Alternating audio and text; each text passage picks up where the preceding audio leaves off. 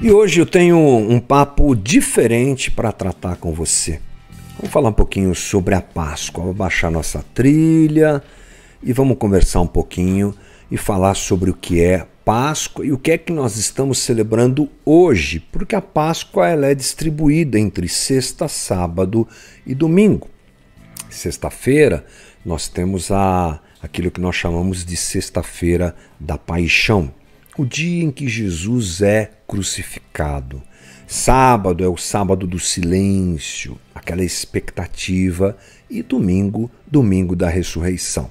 Então estamos aqui hoje para falar sobre a Sexta-feira da Paixão, sobre a morte de Jesus. Mas uma introdução muito rápida é lembrar que Páscoa é um termo que deriva do latim pascha, ou do grego pascha, ou do hebraico pesach, que quer dizer passar por cima.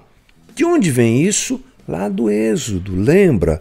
O povo de Israel estava dentro do Egito e Deus movimentou todas as coisas para que eles saíssem do Egito. E o último movimento divino foi a praga da morte dos primogênitos. E Deus fala com Moisés para que ele se prepare, porque o anjo vai passar por cima. Páscoa, passar por cima. E o povo de Israel recebe instruções. Matem um novilho, comam com ervas amargas, passe o sangue na porta. Essa será a identificação desse anjo que passará por cima e não tocará nenhuma casa que tiver esse sinal. Daí que vem a ideia, daí que vem o conceito, daí que vem a ordenança, a celebração. E Deus diz para Moisés: o meu povo deverá celebrar isso até, sempre lembrando desse momento. Então a Páscoa ela é, querendo ou não, originária desse momento do Antigo Testamento. Nós ressignificamos, nós não, Jesus ressignificou a Páscoa na sua própria morte, porque aquela situação do Egito Antigo prenunciava, aliás, todo o Antigo Testamento prenuncia, anuncia, não é, o que Jesus vem fazer. E se ali um cordeiro é morto para salvar o povo do Egito e tirá-los da escravidão, nós agora não celebramos mais aquela Páscoa, celebramos a morte do próprio Cristo. Ele é que é chamado por Paulo de Cordeiro Pascal, aquele que vem fazer o sacrifício perfeito por todos nós naquela cruz. Então nós celebramos justamente essa Páscoa. Para nós é essa Páscoa. Os judeus ainda continuam celebrando aquela, mas nós que entendemos que em Cristo tudo que foi anunciado no Antigo se cumpriu, celebramos a Páscoa como ele mesmo fez. Foi num dia de Páscoa, inclusive, junto com os seus discípulos, que ele determina a ceia e a celebração desse momento. Mas eu quero falar para você um pouco mais sobre o que estamos celebrando hoje. Vou usar vários textos aqui e espero que você me ajude, que seja bom para nós essa conversa. Vamos começar com Mateus 8,16, que diz assim: ao anoitecer, foram trazidos a ele muitos endemoniados e ele expulsou os espíritos com uma palavra e curou os doentes. Beleza? É o registro feito por Mateus do ministério de Jesus. E aí diz Mateus: e assim se cumpriu o que fora dito pelo profeta Isaías. Ele tomou sobre si as nossas enfermidades e levou sobre si as nossas doenças. Ele está se referindo, é claro, a Isaías capítulo 53. Vamos nos lembrar que Jesus estava em Cafarnaum, ele havia curado a sogra de Pedro, uma multidão andava atrás de Jesus, as pessoas insistiam que ele os curasse, os demônios eram libertos, pessoas eram libertas, curadas. Essa era a dinâmica do ministério de Jesus. E Mateus, que registra o seu evangelho, o seu livro para judeus, ele faz a questão de frisar quem é Jesus. Então o livro de Mateus é cheio de referências sobre o que está predito a respeito do Messias. E Mateus diz, está vendo? Está escrito lá, olhem só, é ele. Mateus escreve para judeus e ele quer convencer esses judeus que Jesus Cristo é o Messias do Antigo Testamento. Por isso que ele faz muitos links. Um desses é esse. E o que é que ele diz? A que texto que ele se refere? Ao conhecido texto de Isaías, capítulo 53, que está na sua tela. Certamente ele tomou sobre si as nossas enfermidades e as nossas dores levou sobre si, e nós o reputávamos por aflito, ferido de Deus, oprimido, mas ele foi traspassado, furado pelas nossas transgressões, moído pelas nossas iniquidades, o castigo que nos traz a paz estava sobre ele, pelas suas pisaduras fomos sarados. Há algo incrível que é apresentado no Evangelho de Jesus Cristo, que nós chamamos de substituição. E eu acho que é muito importante a gente se lembrar que é isso que nós estamos celebrando hoje. A morte de Jesus nos substituindo. Isso que deve ser lembrado por nós hoje. Nós deveríamos estar lá, mas quem foi para a cruz foi ele. A palavra substituição é simplesmente traduzida, mesmo nos melhores dicionários, como a colocação de uma pessoa ou de algo no lugar de outra. Ok. Essa palavra substituição, substituto, você não vai encontrar na Bíblia, mas é algo realmente presente, absolutamente presente dentro da história bíblica, dentro desse movimento de Deus em resgatar o homem, e é um termo teologicamente saudável que nós poderemos usar.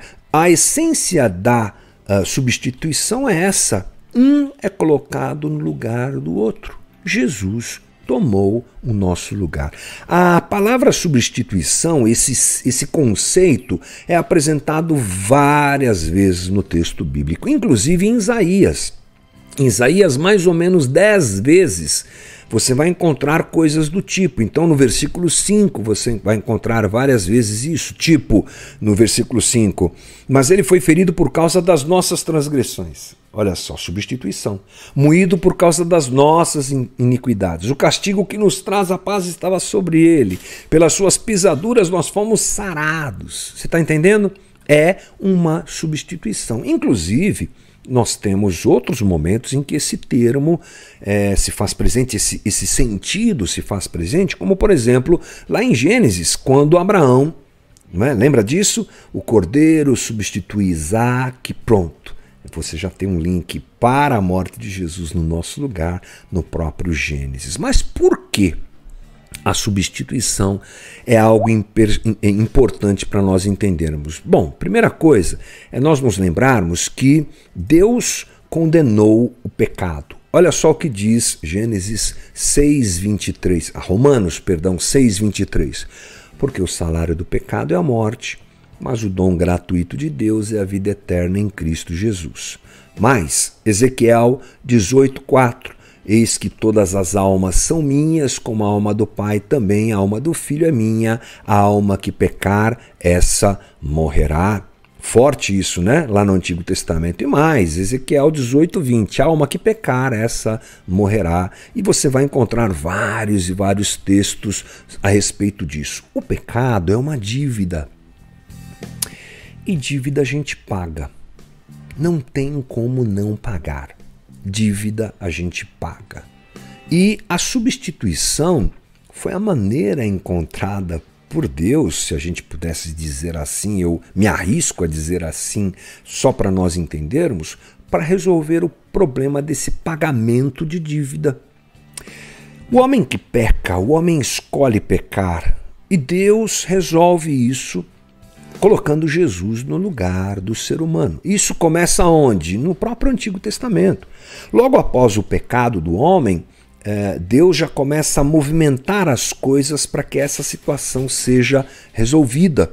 Deus não abandona o homem no seu pecado e nem cobra do homem imediatamente a dívida pelo seu pecado. Então, o que você encontra é uma substituição providencial, podemos dizer assim, no Antigo Testamento. Quando o homem pecava, mesmo que involuntariamente, porque essa é a realidade da vida do homem pecador, ele tinha que fazer aquilo que nós chamamos de holocausto. Lembra disso? Está lá em Levítico 4:32. Mas se pela sua oferta trouxer uma cordeira como oferta pelo pecado, fêmea sem defeito a trará, porá a mão sobre a cabeça da oferta pelo pecado e a imolará por oferta pelo pecado no lugar onde se imola o holocausto. Então o sacerdote com o dedo tomará o sangue da oferta pelo pecado, porá sobre os chifres no altar do holocausto e todo o restante do sangue derramará à base do altar. Tirará toda a gordura, como se tira a gordura do cordeiro do sacrifício pacífico. O sacerdote a queimará sobre o altar em cima das ofertas queimadas do Senhor. Assim, o sacerdote por essa pessoa fará expiação do seu pecado que cometeu, lhe será perdoado. Olha que coisa interessante, o pecado perdoado por substituição. Aquela substituição já manifestava a justiça divina. O problema é que esse sacrifício era provisório, porque ele era imperfeito. Olha só o que diz o autor de Hebreus sobre isso. A lei traz apenas uma sombra dos benefícios que hão de vir. Está falando do Cristo, e não a sua realidade. Por isso ela nunca consegue, mediante os mesmos sacrifícios repetidos ano após ano, aperfeiçoar os que se aproximam para adorar. Não dá para resolver completamente, é o que o autor de Hebreus está dizendo. Se pudesse fazê-lo, não deixariam de ser oferecidos? Pois os adoradores, tendo sido purificados uma vez por todas, não mais se sentiriam culpados de seus pecados. Contudo, esses sacrifícios são uma recordação anual dos pecados, pois é impossível que o sangue de touros e bodes tire pecados. Ele está dizendo que essa substituição do Antigo Testamento, veterotestamentária, para a gente usar um termo aqui mais chato, ela é limitada.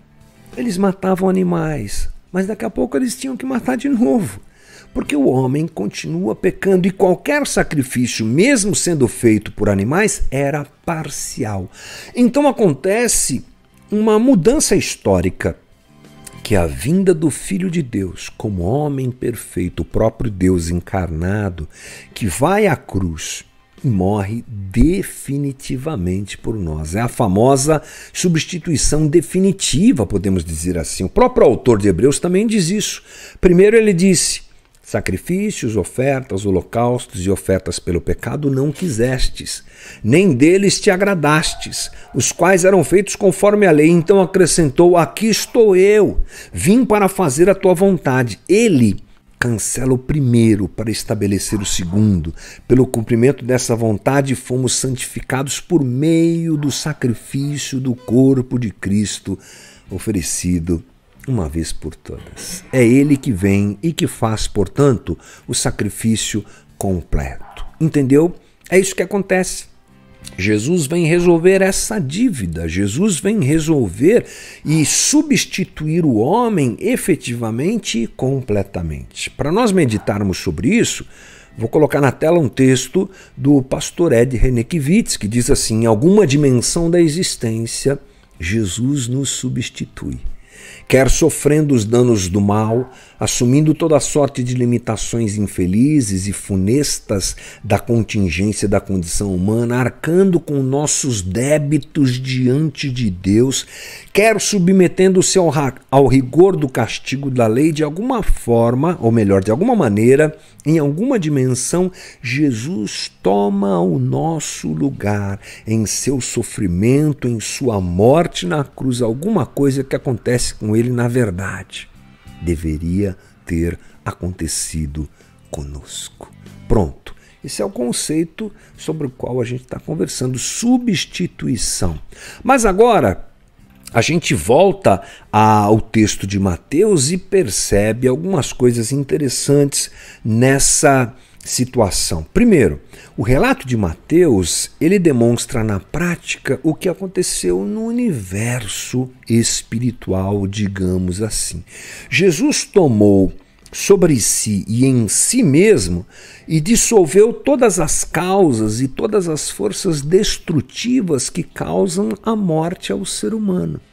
As forças que podem destruir qualquer ser humano são lançadas sobre Jesus.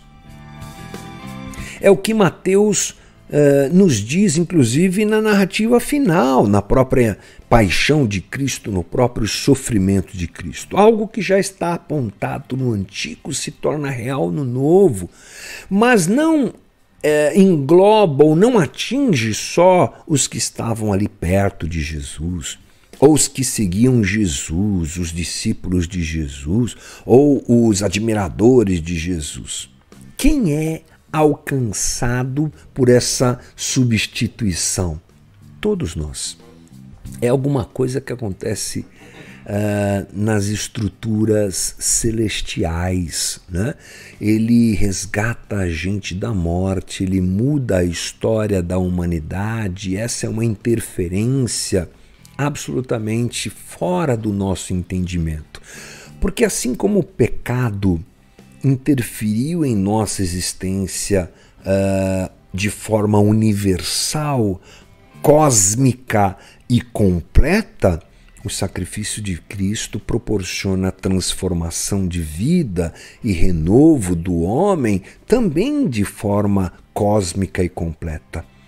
A maldade que nos atinge é remediada por esse sacrifício incrível, único do Cristo, que é a sua entrega na cruz. Paulo nos diz em Efésios 2:1, ele vos deu vida estando vós mortos em vossos delitos e pecados. Ele mudou a existência humana, trazendo vida àqueles que estavam mortos. Segunda coisa para a gente frisar aqui, essa foi uma atitude voluntária. Absolutamente voluntária.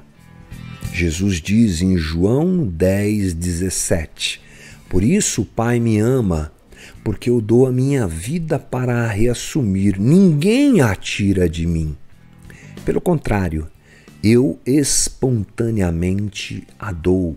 Tenho autoridade para entregar e também para reavê-la. Este mandato recebi de meu Pai. Essa narrativa de Jesus, essa fala de Jesus registrada por João, deixa claro uma coisa: é uma ação voluntária por Jesus, voluntária, feita por Jesus voluntariamente. A outra coisa para a gente pensar nessa história toda é o fato de que nós não merecemos isso. Nós não merecemos esse sacrifício. O autor de Hebreus nos diz assim em Hebreus capítulo 12, versículo 1, portanto também nós, visto que temos a rodear-nos tão grande nuvem de testemunhas, desembaraçando-nos de todo o peso e do pecado que tenazmente nos assedia, corramos com perseverança a carreira que nos está proposta, olhando firmemente para o autor e consumador da fé, Jesus, o qual, em troca da alegria que lhe estava proposta, suportou a cruz, não fazendo caso da ignomínia, e está assentado à destra do trono de Deus. Essa foi uma ação que Jesus realizou, apesar de nós não a merecermos. E o autor de Hebreus diz aqui que nós estamos embaraçados pelo pecado. Essa é a nossa realidade absoluta. A morte de Cristo foi voluntária. A morte de Cristo foi cósmica, e a morte de Cristo foi feita agindo sobre quem não merece. Essa é uma boa meditação para a gente fazer hoje, numa sexta-feira da paixão. E a última coisa, é necessário aceitar essa substituição. Isso é o cerne do Evangelho, ou a base do Evangelho. Cada um de nós compreendermos que temos uma dívida com Deus. e que não pode ser resolvida por nada que façamos, por nada que realizemos, por nenhum comportamento nosso. Essa é uma dívida cósmica, uma dívida eterna, que Ele graciosamente abraça, como a gente costuma dizer, mata no peito e nos dá de graça. Isso é Páscoa. É a morte voluntária de Cristo na cruz, feita por quem? Feita a favor de quem? De mim, pecador, e de você, pecador. Que essa sexta-feira da paixão seja um tempo para a gente meditar nessas coisas. Por quem Jesus morreu? Por mim e por você. Quem deveria estar lá? Eu ou você? Quem derrubou o vaso foi eu e você. Mas quem pagou a conta do vaso quebrado foi Jesus. Exemplo que o pastor Timothy Keller dá em um dos seus livros, que eu sempre gosto de citar aqui. Ele assumiu, ele pagou o que eu deveria pagar. Ele foi até lá em meu e em seu lugar. Que essa seja uma sexta-feira de meditação, de reflexão e de nós assumirmos que Ele estava em nosso lugar. Uma ótima Páscoa para todos nós. Que Deus nos abençoe. Bora lá, gente!